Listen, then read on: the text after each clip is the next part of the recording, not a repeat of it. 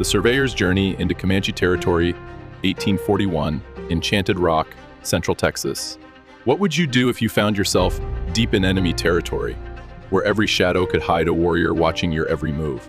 On a crisp fall afternoon, a small group of land surveyors set out from Austin, carrying steel ribbons and maps tools of bureaucracy in a land ruled by warriors. Their mission? To claim and demarcate land for the Republic of Texas. But as they approached Enchanted Rock, a sacred stronghold of the Comanche, the real question wasn't where the borders lay, but whether they would make it back alive. If you love stories of the untamed frontier, where history meets legend, make sure to like, subscribe, and hit that notification bell, because this is just the beginning. The rise of the Comanche horsemen. The Comanche called themselves Numunu, the people a simple name for a history both complex and fearsome. Once an offshoot of the Shoshone, they struggled in the Rockies until hardship drove them south. Then came the horse, changing everything. Introduced by the Spanish, horses were a guarded treasure, but secrets, like water, find cracks. Through raids and trade, the Comanche not only acquired horses, but mastered them. Within a generation, they became the most feared mounted warriors on the continent, reshaping the frontier and driving out rivals. To their enemies, Apache, Waco, Tonkawa, and Texans, they were Comanchea, those who fight us all the time, a name earned in blood. The Comanche way of war, Comanche warfare, was swift, relentless, and devoid of ceremony. Warriors, their faces painted pitch black, the color of death, struck beneath the full moon, what settlers feared as the Comanche moon. Their raids were not mere skirmishes, but waves of fire and blood, cabins left in ashes, scalps taken as trophies. Yet, they fought with pragmatism, never pressing an attack if losses loomed too great. For the Republic of Texas, the Comanche were both menace and paradox. Mexico had once lured Anglo settlers westward as a buffer against raids, unknowingly fueling Texas's independence.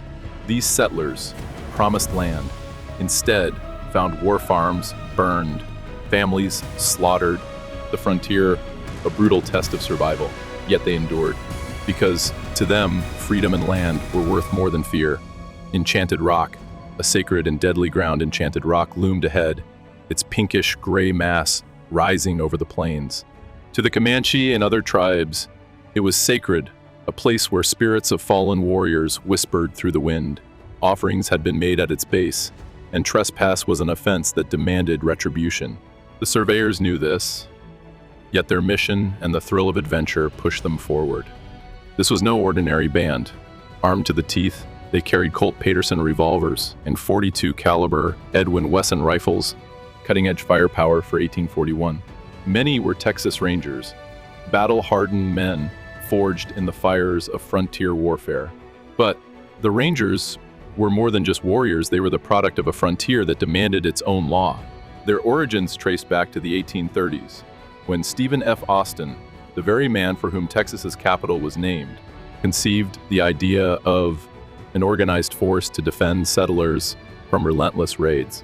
Initially known as the Texas Mounted Rifles, they were born out of necessity, patrolling the vast and lawless frontier, the only line of defense against Mexican incursions, bandits, and the Comanche onslaught.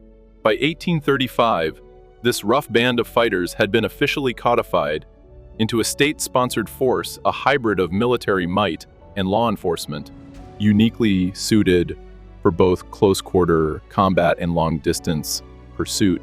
Over the years, their legend grew, whispered in the dusty settlements of Texas, and echoed in the grand parlors of New York, Boston, and Philadelphia. The Rangers weren't just soldiers, they were symbols of defiance, men who lived and died by the gun in a land where survival was never guaranteed. Among them rode Captain John Jack Coffee Hayes, a name already spoken with reverence in Texas. At just 24, his boyish frame belied the iron will within. Raised in Tennessee and arriving in Texas too late for the Revolution, he had found his calling in the chaos of Ranger life.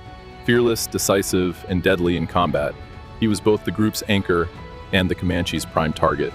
The ambush at Enchanted Rock, the surveyors set to work, unspooling steel ribbons across the rocky terrain and marking their maps with meticulous care. Hayes, and his fellow rangers stood watch, their gazes sweeping the hills for any sign of movement.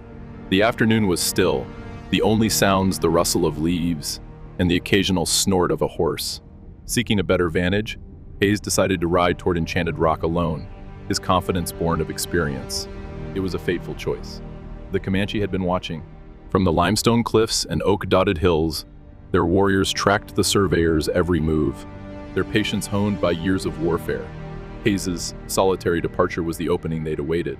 As he neared the rock's base, the air shattered with war cries high, piercing shrieks that sent his horse rearing.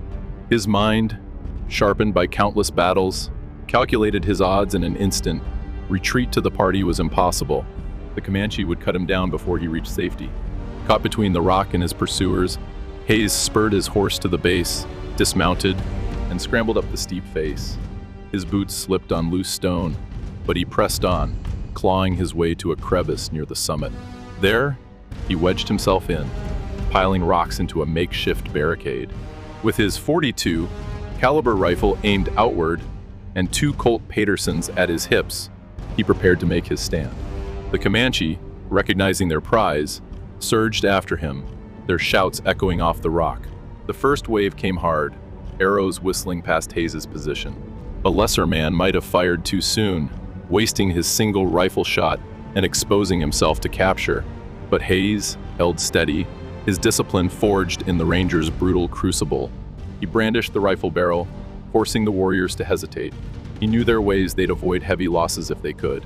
Survival, not martyrdom, was their creed. Restless, the Comanche rallied again, their cries a rising storm. Hayes waited, heart pounding, until the lead warrior closed within yards.